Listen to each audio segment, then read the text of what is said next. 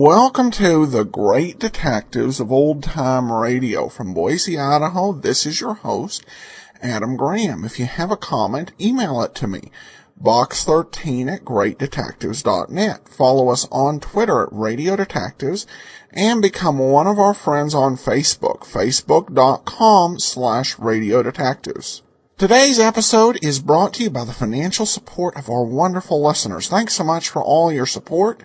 Here now is today's episode of yours truly, Johnny Dollar, the Woodward Manilla Matter. For your listening enjoyment, John Lund as Johnny Dollar. Ralph Wheaton again, Johnny. I'm glad I caught you before you left. Oh, there's almost 2 hours before my plane leaves. What's on your mind? Another cable came in from Manilla just now. The amount taken in the burglary is roughly $75,000.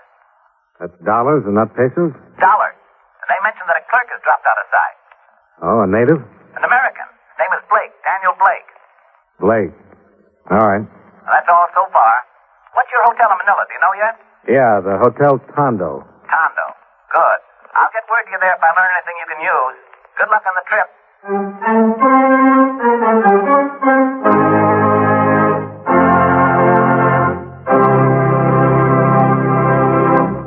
Hi, fellas. Care to join me in a quick look at the past? Okay, here goes. Back around 1890, Charles Dudley Warner, who was editor of the Hartford Courant, wrote in an editorial, "Everybody talks about the weather, but nobody does anything about it." Well, maybe no one did in 1890, but someone definitely has since then. Our United States weatherman. He's quite a busy gentleman who works for the Department of Commerce. His job is to read thermometers, barometers, anemometers, and other assorted meters which forecast weather conditions so the rest of us will know what to plan or what not to plan, like hanging out the wash or going to a baseball game. Information about weather conditions is also given to aircraft pilots and ship captains so they can plan their flights or cruises accordingly. Of course, they need more than just weather data, and the Commerce Department gives them what they need. For the pilots, the department issues aviation charts and maps and sees to it that air markers are laid out so that the pilots can find their way easily and safely. For the ship captains, the Commerce Department issues nautical charts and tide tables to indicate when and where it will be safe to navigate their ships. The department also inspects the ships to see that they're in perfect operating condition and issues licenses for the operating of the ships. So the next time you look up at the sky and wonder what kind of a day it's going to be, the thought might also cross your mind that many lives and valuable cargo carried by American planes and ships are depending on the United States weatherman who is also looking at the sky.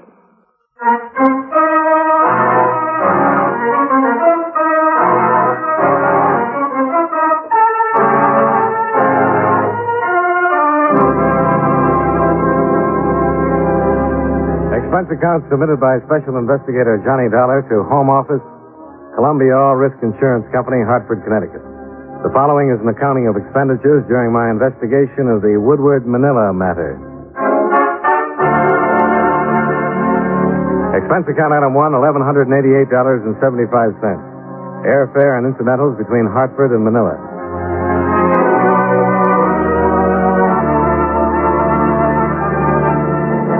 Passenger Dollar from the incoming Pan American flight number 103. Will you go to the ticket office, please? Passenger Dollar from the incoming Pan American flight number 103, please. Will you go to the ticket office? Yes, sir. My name is Dollar. I was being paid.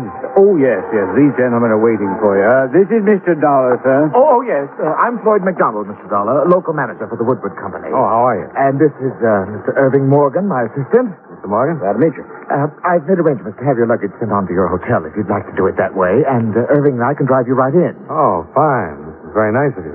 Well, I know how it is. At least I don't want to bother with details after a long flight like that. If you will give me your luggage check, sir. Oh, yeah. I have them right here. Thank you. Well, that's all, I think. The car's right outside. We can give you the details of the burglary on the way in.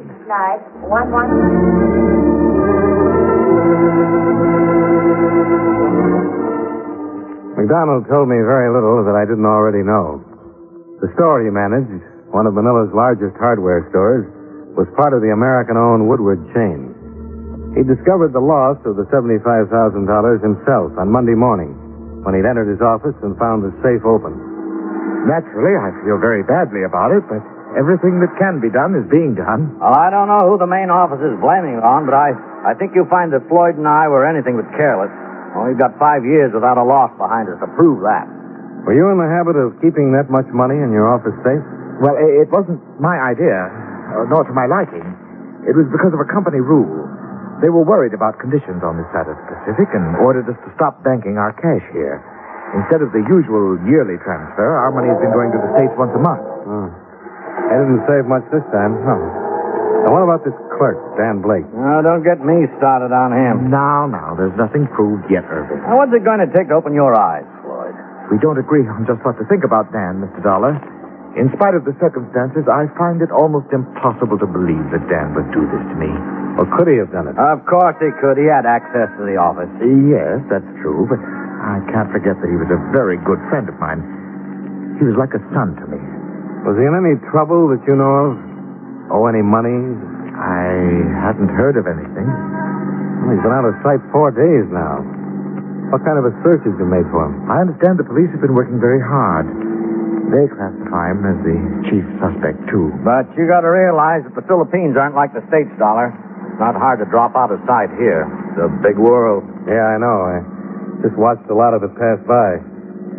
Well, as soon as my luggage arrives and I can get into a fresh suit, I'll contact the police and see what they've got.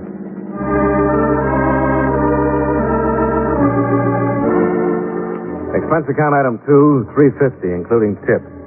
A pitcher of gimlets delivered to my room. While I waited for my baggage to arrive, I relaxed in front of a window. My hotel was 2 blocks back from Manila's Great Bay, in a section called El Puerto. And from my room, I could see enough of the Orient and the native craft working the harbor to give even a hardware store burglary an atmosphere of intrigue.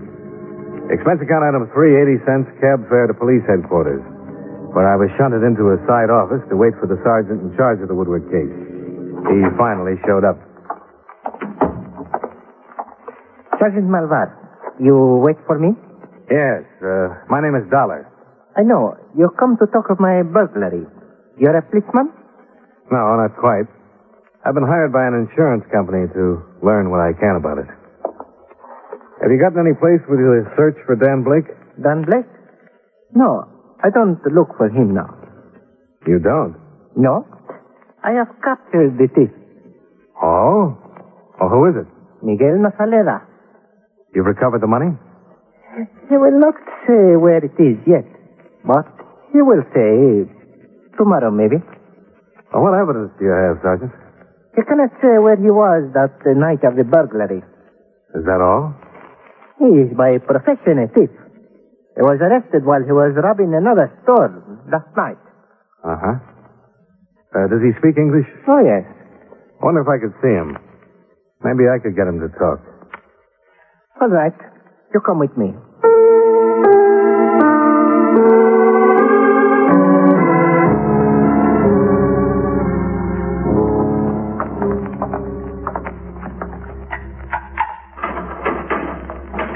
You don't stay long. Only 5 minutes. That's good enough. Miguel? Who you? Why you come here? How old are you, Miguel? 50. Where do you work? No work. I get hurt in bombing. No work. Do you have any children? See. 2 daughters. Where do they work? Does either one work at the Woodward hardware store? Work in prison. Both work in prison.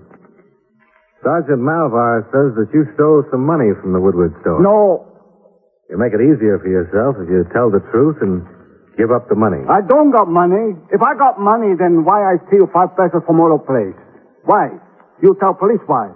If I got lots of money, why I steal a little more? Why? Because I don't got lots of money. Well, that's good enough for me, Miguel.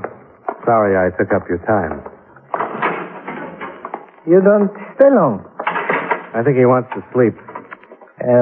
What would he say to you? That he didn't do it. Bah. And that if he had, you wouldn't have caught him stealing 5 pesos because he wouldn't have needed it. He need a kick in the head for his life. Do you have any connection between him and the Woodward place? He told you he got 2 daughters in prison? Yeah, he did. He lies. They come out, but they don't go back to him because he steals their money. Oh. The daughters have connection with Woodward? Connection? If we need connection, we find one all right. Tomorrow, maybe. I had an idea Sergeant Malvar's philosophy reasoned that it was a lot easier to grill the prisoner than it would be to continue the search for Blake. But I left him to his own devices and cabbed to the Woodward store. I was told that neither Floyd McDonald nor Morgan were in, but that a secretary would help me. Oh, how do you do, Mr. Dollar? I knew that you were coming out. My name is Charlotte Page. Floyd McDonald is my uncle. He had to go out to Ermita, but can I help you? Well, I wanted to look at the office to find out where the safe was. Oh, I can show you. Mr. Dollar, I know you've been here only a little while, but have you learned anything? Well, not much, but all of it looks bad for Dan Blake. Oh, I can't believe it. I just can't believe that Dan would do a thing like this. How well did you know him? Evidently not well at all if he stole the money. We're the same age. We found something in common working here together. I've had dinner with him occasionally and gone to the beach. Do you know if he was in any kind of trouble? Deaths or anything? Well, no. I thought he was very happy and comfortable here. Seemed to be. Where's his safe now? Oh, it's under the rug in the desk. You have to lift the corner of the rug. He knew where it was? Oh, yes. Everybody trusted him. He's been here for years. Did he know the combination? I don't think so. Uncle Floyd handled the cash. Or could he have memorized it? I don't know that either. I hadn't given it a thought. Well, I guess we can put the rug back. I forgot to get his address from the police. Do you happen to know what it is? Well, I've forgotten. It's on San Pollock. Well, I can find it on the payroll. It'll be right here. Be too easy to find him there, wouldn't it, Mr. Dollar? Yeah, much too easy. But I might pick up a crumb or two. Oh, here it is. 307 San Pollock Street. 307. Thanks. Tell Mr. McDonald I was here, would you please, and that I'll be in touch tomorrow?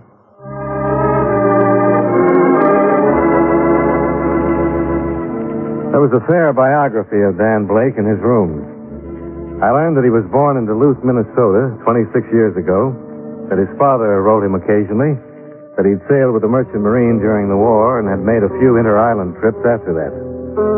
I made a list of the places he'd visited, but that was all I could do for that day. It wasn't until the next morning that I went to police headquarters and waited again for Sergeant Malvar. Oh, you come back again. We do very good without your help. Well, pardon me, I don't want to butt in. I just wondered if you knew that Dan Blake spent a lot of time learning these islands. Oh? Did you know that he spent some time in San Jose, on Mindoro, and on Marinduque, and in Palo and Leyte? I did not know. Well, I might pay you to check those places. There are more, too. From here, clear down to Mindanao. The search is finished. What do you mean? Dan Blake has been found. He was adrift in a dugout in Tayabas Bay. He was taken aboard the ship, and then he died. What killed him? He was shot many times. Well, what about the money?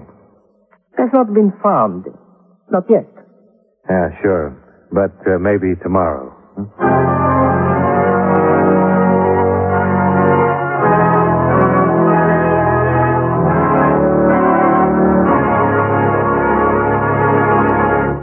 You know, many great men have attained the highest office in our land, the presidency of the United States. Can you guess the name of this man? As a boy, his general health was bad. But as a man, he was a dynamo of energy. He was only 42 when he became president, the youngest man ever to hold that position. His administration was a fairly untroubled one. There was still no income tax. Other taxes were comparatively low, and the United States was in a peaceful era. Conservation of our natural resources was one of his greatest concerns as president, and in 1902 he signed a bill putting the Reclamation Act into action. If you don't have his name by now, here's one more important clue. During his administration, work was begun on the Panama Canal. Who was he? Theodore Roosevelt, 26th President of the United States. His life is part of your American heritage.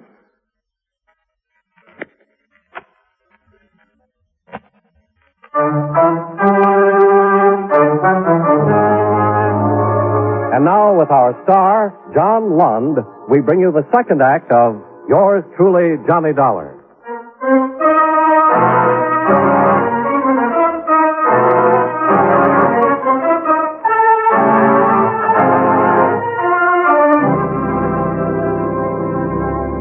Sergeant Malvar, Manilla Police, was again taking his inimitable approach to a subject, believing what he wanted to believe.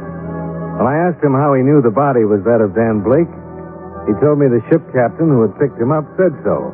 And how did he know? Well, the man had mentioned the name before he died. That was all. And it wasn't enough for me. I put in a call for Floyd McDonald, the Woodward Company manager, and asked him to meet me at police headquarters for identification.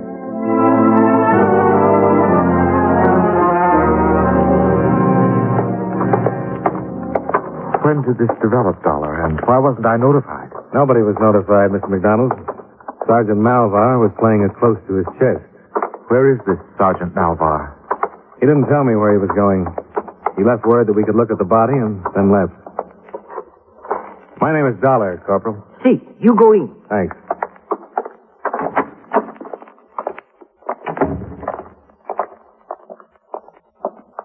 I know this is unpleasant, but we have to find out. Good Lord. Is this Dan Blake? Yes. Yes, it's Dan. Cover him up, please. Where did they find him? In a dugout canoe. Someplace called Tayabas Bay, I think. Yes, Tayabas Bay, southwest of here. Who found him? A man by the name of Kovar. He's the captain of an inter-island schooner. Could we leave here? Sure.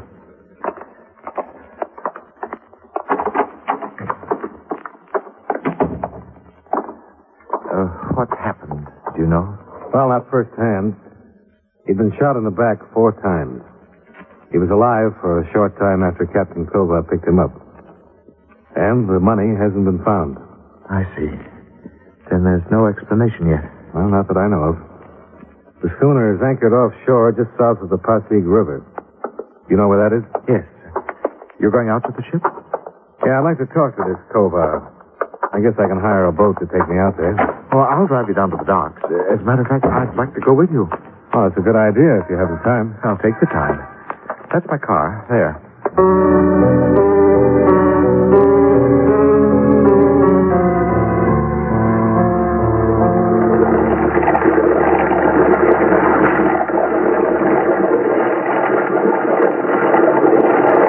That must be the boat. The Sea Nymph. Is that the name? Yeah, that's it. Skipper? Skipper, that's the one there. Sea Nymph. That's a little precious for a wreck like that, isn't it? Some are even worse. I don't know how they stay afloat. There's somebody on deck. What do you want?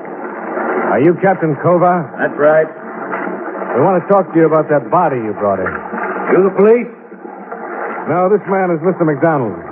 Dan Blake worked for him. Hey, Cabra, get a line on the showboat. Okay, come on aboard. I'll put the ladder over it. Watch it. Just quite a pitch today. Now, my name is Dollar, Captain. I'm working on the burglary for an insurance company. Come on in the cabin. I'd like to learn about that burglary. All that police sergeant will tell me is that I got the money and I better give it to him. That'll take some doing. Now, take the chairs, you two. I'll take the bunk.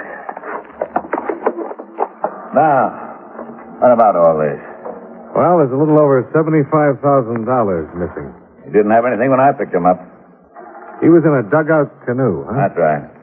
Looked like a Moro craft to me. Oh, I see what you mean. It was empty. I looked it over. How long did he live? 15, 20 minutes, maybe not that long. I don't think taking him aboard did any good, but I didn't know the shape he was in. Did he say anything about the shooting? Nothing I could understand. What did he say?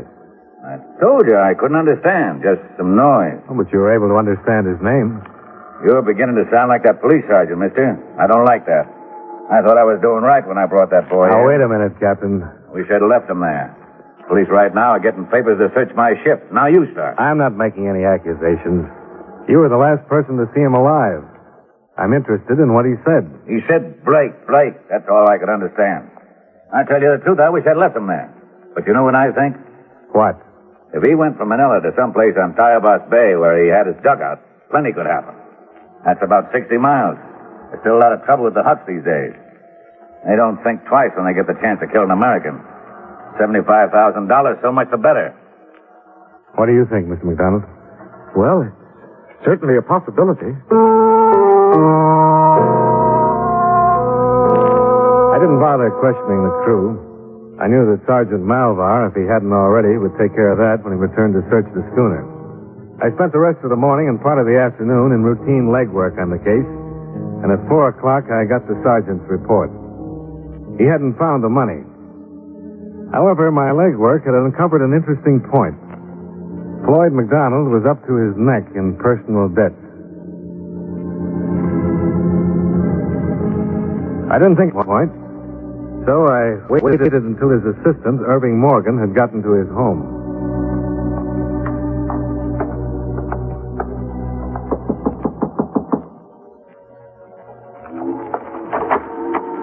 Good evening, Mr. Morgan.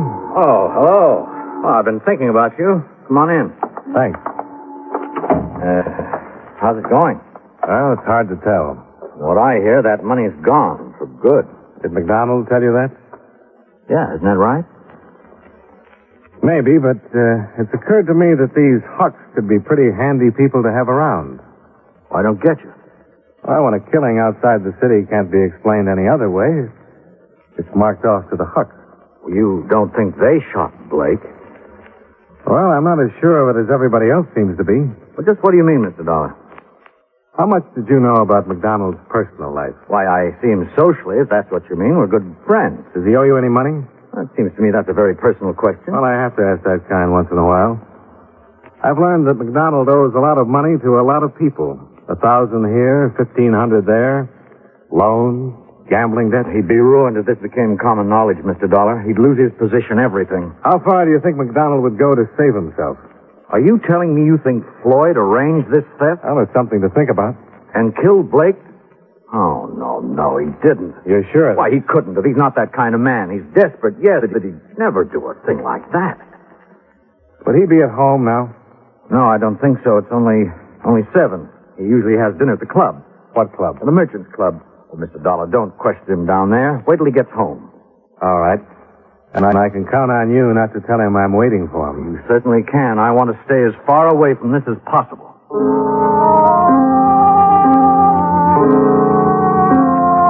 An hour and a half later, a cab dropped me in front of Floyd McDonald's home. The residence, at least, was a picture of propriety. I followed the sidewalk across a neatly hedged lawn, and halfway to the house I stopped to watch a man come out the front door. Well, Captain Kova. What do you want? What are you doing here? Forget it. No, I can't. What's your part in this? Never mind. Forget you saw me. Come here. Over! Get off! Get off!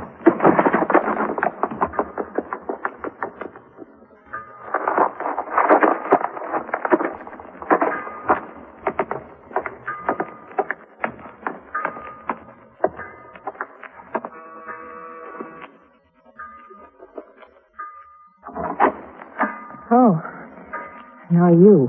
Oh, I didn't expect this. You live here? Yes. I came to talk to your uncle. Is he here? No. And Captain Kova was with you. Yes, Captain Kova was with me. You're hurt. What did he do to you? He hit me. Why? Because he's insane. He thought he had to hit me. He wanted the money, and I gave it to him. You gave him the money? All of it, every penny of it. I didn't want it anymore. Well, that's not what I mean. You were holding the money for Dan Blake? For us. We worked it together. Kova earned it from Dan before he died. Yes. Dan kept calling for me when he was dying, and Captain Kova thought he was blackmailing me. I thought I gave him the money to keep him quiet. But I didn't. Dan and I tried to get away from this place. Have a life of our own. We tried. Now, I don't care what happens to me. Where's the telephone? Through that door, but you don't have to. I'll go to the police by myself. I just wanted to wait until Uncle Floyd got home. I'm not worried about your personal problems, Charlotte. That's not my job. Kova and that $75,000 is all I want.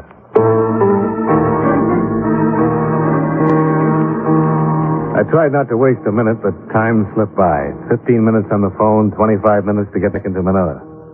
But when Sergeant Malvar finally arrived at the harbor police dock, a boat was ready for us. I come as quick as I can. His ship is not at anchor? I checked it. He moved out about 20 minutes ago. We'll go then. Estamos listos. It's a dark night. What if we don't find him? Well, he don't get out of bay. Both his corregidor are right now waiting. The girl, she was accomplice? Well, she held the money, so if he was picked up, you couldn't prove possession. She was going to meet him later. The hook shoot him? That's what Kovac told her. No, but the hook don't kill them. What's that? The police doctor, he said bullets don't kill Blake. Blake choked to death. The Kovac killed him to learn secret. I think we can prove that, Sergeant. Can we get any more speed out of this thing?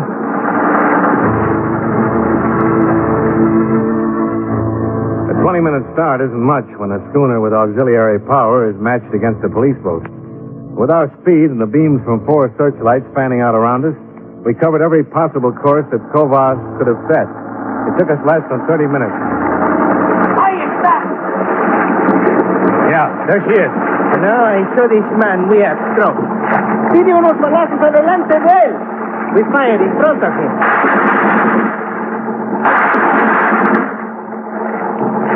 That's slowing him down. He cursed me, that man, when I searched his ship. Now Sergeant Malvar, he calls back. Fuego!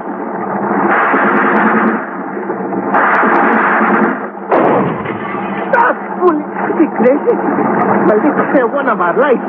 He is crazy, but he don't get away. We move him right now and go on board. Vamos a abordarlo!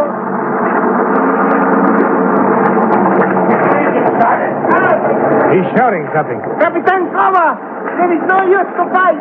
We come aboard! Vamos, get the engine started. Get it started. The police! He's got to be stopped, Sergeant. Abran fuego!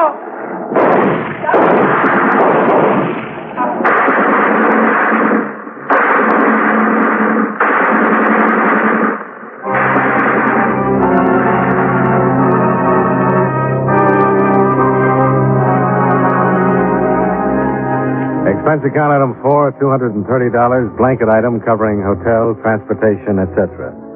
Item 5, same as item 1. Expense account total, $2,611.80. Yours truly, Johnny Dollar.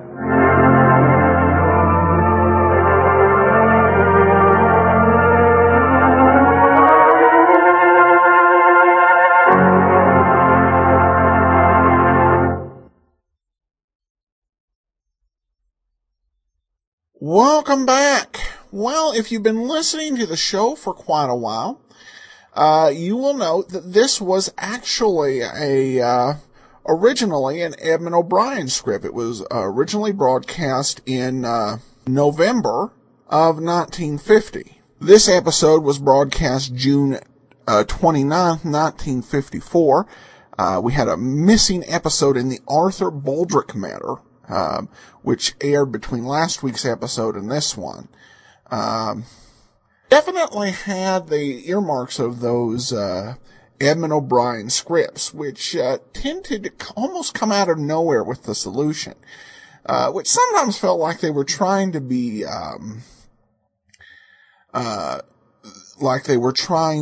very clever, but didn't necessarily work out that way. And for our purposes, the Edmund O'Brien episode, actually we played that back in January 2011, so it's been a couple years since we even played it. All right, well, that will do it for today. We'll be back tomorrow with the lineup, and join us next Friday for another episode of yours truly, Johnny Dollar. In the meantime, send your comments to Box 13 at greatdetectives.net. Follow us on Twitter at Radio Detectives, and be sure and rate the show on iTunes. In Idaho, this is your host, Adam Graham, signing off.